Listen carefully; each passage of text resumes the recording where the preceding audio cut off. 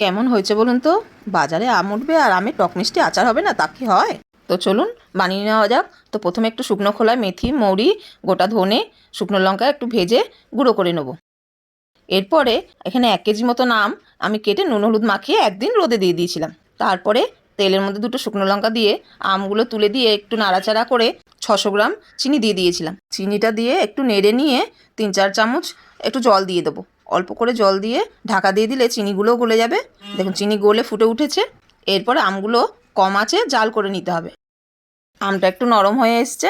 এরপরে ওপর দিয়ে কাশ্মীরি লঙ্কার গুঁড়ো, বিট নুন আর ভাজা মশলার গুঁড়োটা দিয়ে ভালো করে নাড়িচাড়ি নিয়ে নামিয়ে ফেলুন।